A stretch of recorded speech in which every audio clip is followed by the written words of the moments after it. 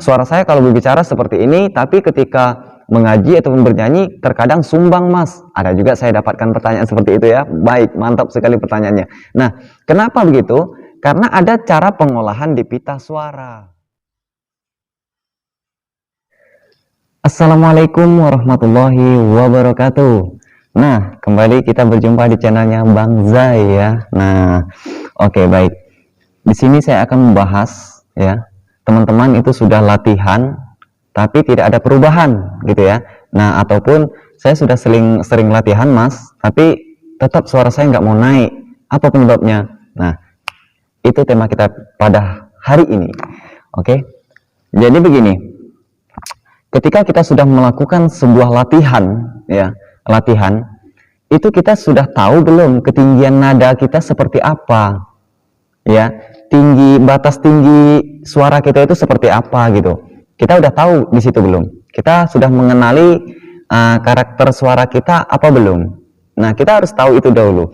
Kita tes terlebih dahulu seberapa tinggi nada suara kita ya. Nah, setelah kita tes, nanti kita baru tahu. Oh, ternyata saya mentoknya di nada paling tingginya nada sekian. Ya, di tangga nada, anggaplah di tangga nada ketiga. Itu suara saya sudah habis.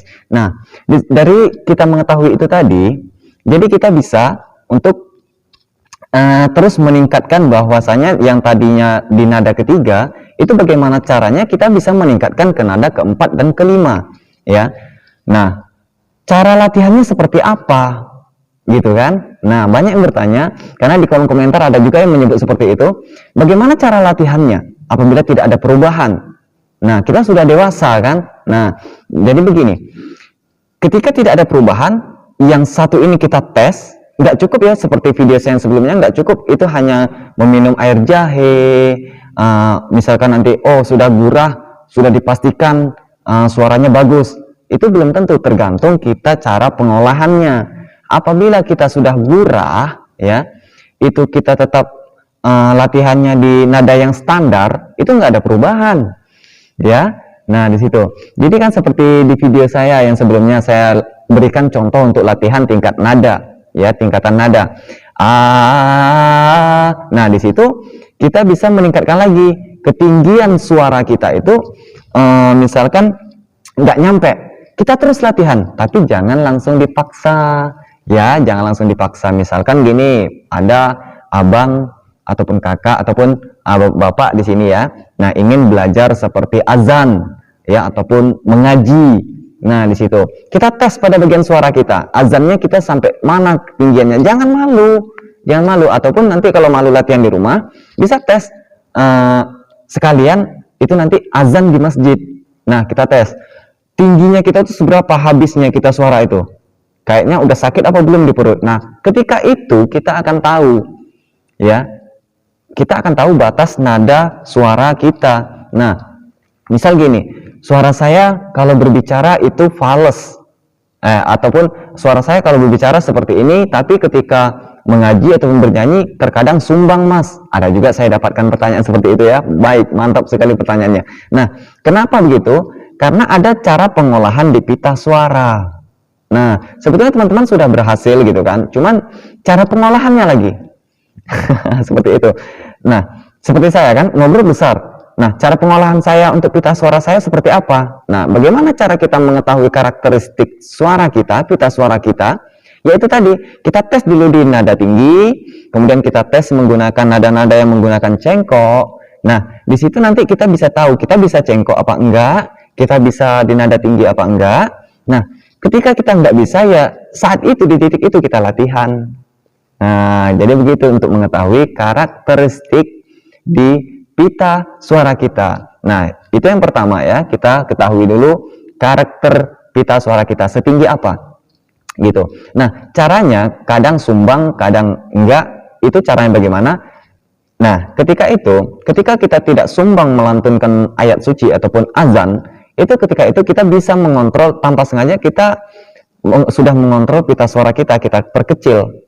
Misalkan begini, suara kita besar ya, suara kita besar.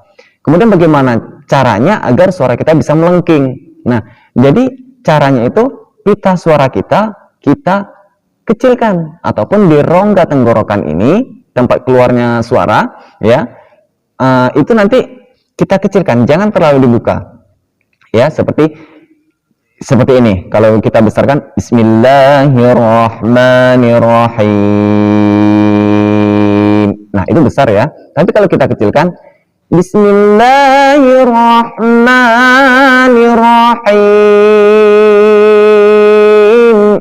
Nah, jadi kita bisa mengecilkan. Itu bagaimana caranya? Kita tekan sedikit ini, ya. Nah, latihannya seperti apa kalau kita belum bisa menekannya? Kita agak ininya diangkat, ya, angkat. Nah, ini ditekan sedikit, tapi jangan terlalu kuat ya. Kalau kuat nanti kita seperti tercekik gitu kan. Nah, gitu. Kita contohkan, itu lidah ataupun mulut jangan terlalu dibuka. Contoh pas di sini kan ada a'udzubillah.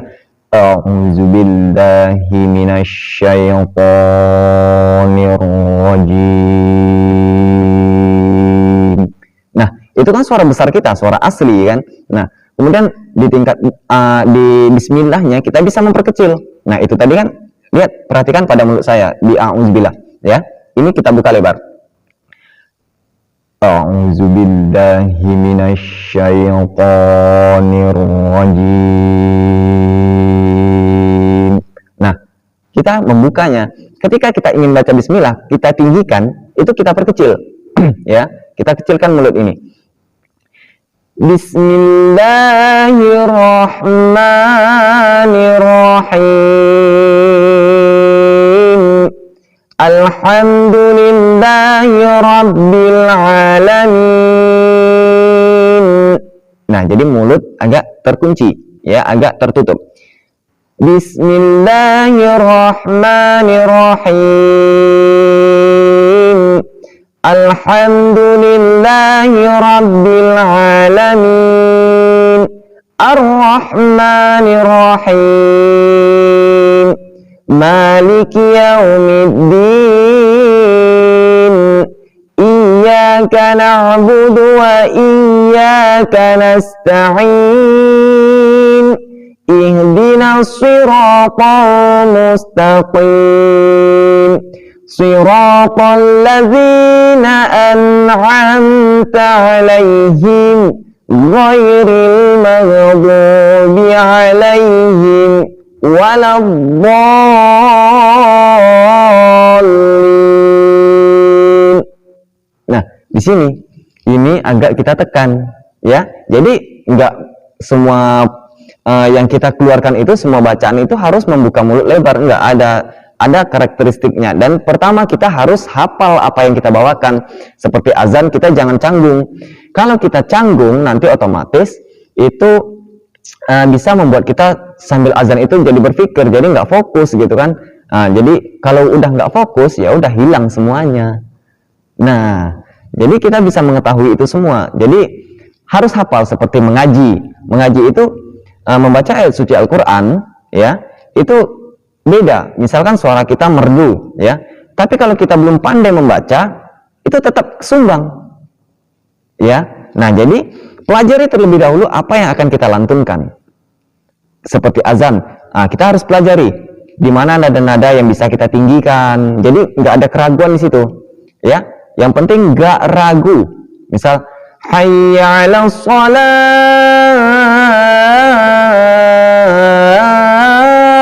Nah, itu bisa kita tinggikan. Nah, kalau contoh azannya nanti ada di video saya, soalnya ini lagi di dalam masjid dan belum waktunya azan kita, ya. Nah, jadi kita pelan-pelan aja. Nah, jadi begitu. Terus kalau misalkan suara kita memang enggak mau sama sekali, enggak mau naik. Nah, apa solusinya? Ya tadi juga. Ya yang tadi, tetap kita harus latihan, ya, latihan, dan jangan putus asa. Misalkan wah, saya udah 3 kali latihan ini dan suara saya nggak mau normal, nggak mau seperti mas ini, nggak mau seperti ustadz ini. Jangan gitu, ya, karena semakin kita terus berusaha, semakin kita terus mencoba, kita tahu kelemahan kita di mana. Tapi kalau kita nggak mencoba, hanya sebatas itu, ya sebatas itu kita tahu kelemahan kita, ya, dan nggak akan bertingkat, nggak akan. Jadi makanya itu, oh hari ini saya belum bisa, tingkatkan lagi besok. Nah, jika malu, misalkan malu latihan di rumah, bisa entah pergi ke sawah yang masih sepi ataupun pergi menebas kebun. Nah, di kebun itu terserah kita kan. Nah, kita mau nyanyi, mau apa, ya silakan gitu. Nah, lantunkan yang tinggi gitu. Cari tempat yang sepi jika memang malu. Tapi kalau menurut saya sih, kalau untuk belajar nggak ada yang malu ya, nggak usah malu, nggak perlu malu gitu. Namanya kita belajar ya untuk mencapai sesuatu. Nah, untuk mencapai sesuatu itu tadi kita harus berusaha dengan semaksimal mungkin. Apabila kita tanggung-tanggung gitu, maka hasilnya ya tanggung-tanggung. Nah, jadi kita pelajari. Nah, gitu. Jadi kan maaf sebelumnya ya, bukan saya merasa untuk menggurui, enggak. Jadi bisa ikuti terus video saya gitu, ikuti. Nanti saya akan ajarkan tahap-tahapnya. Nah, jadi dari pertanyaan teman-teman tadi, pertanyaan kakak, ibu, bapak. Nah, jadi apabila bertanya di kolom komentar, ya, itu nanti saya akan buatkan kontennya gitu. Berarti ini keluhan si A, ini keluhan si B. Nah, jadi saya akan membuatkan tutorialnya ataupun saya akan membuatkan contohnya di konten nanti. Jadi ikuti saja gitu kan. Nah, nggak usah ragu. Bukannya saya untuk misalkan suruh mengikuti supaya dapat viewer, supaya dapat ini. Kita di sini berbagi kebaikan, nggak ada terfikirkan untuk seperti misalkan viewer apa segala macam ya. Kalau memang itu rezeki kita, pasti kita dapatkan gitu kan. Karena Allah sudah menakdirkan rezeki kita di mana, batas rezeki kita di mana. Jadi nggak usah ragu di situ. Kalau teman-teman suka, pastinya kan menekan tombol jempol kan. Tapi kalau enggak ya enggak kan gitu.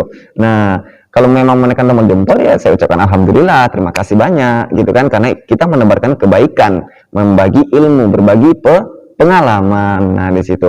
Jadi setiap pertanyaan yang dilontarkan, insya Allah saya akan buatkan kontennya. Jadi nanti setelah bertanya, besok ketika saya upload, besok lagi dicek apakah ada gitu yang mengenai dengan pertanyaan saya, apakah ada yang terjadi dengan kelemahan saya. Nah, jadi kalau mengikutinya nanggung-nanggung, saya nanti gini ya, nggak tahu gitu kan.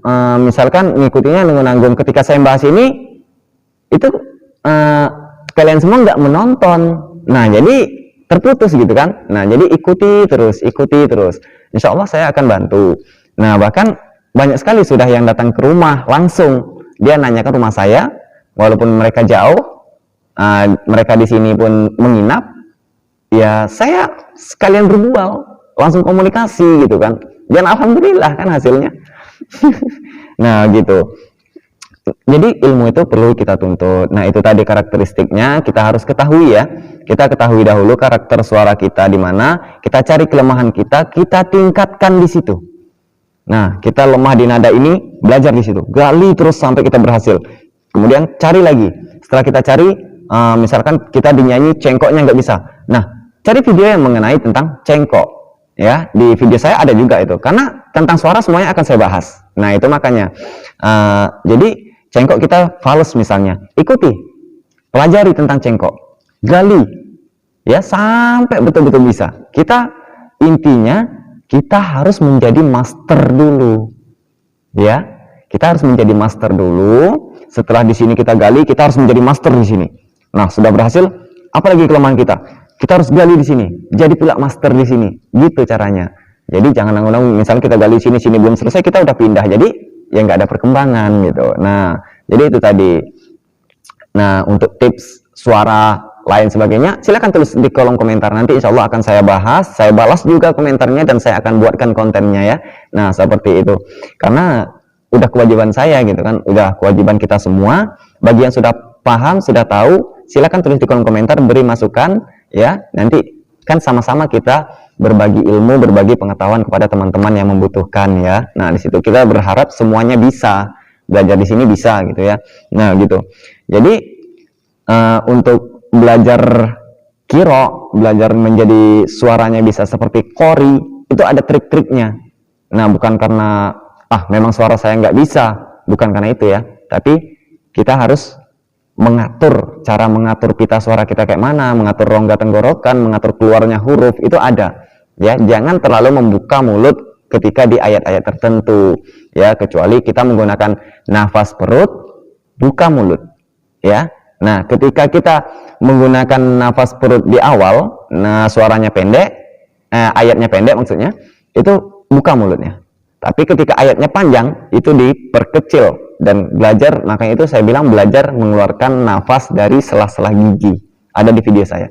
Nah, untuk sementara ini dulu, semoga bermanfaat. Ada pertanyaan silahkan dipertanyakan, ada masukan silahkan dituliskan. Nah, baik, terima kasih atas perhatiannya. Jangan lupa yang belum subscribe silahkan subscribe dan ikuti terus channel ini, tekan tombol like-nya agar saya mendapatkan rekomendasi dari YouTube dan saya bisa terus berbagi, ya. Karena jika tidak ada rekomendasi, saya akan terhenti dan ya sampai di sini gitu kan. Nah, semoga ini terus berkelanjutan ya. Baik, terima kasih atas perhatiannya. Assalamualaikum warahmatullahi wabarakatuh.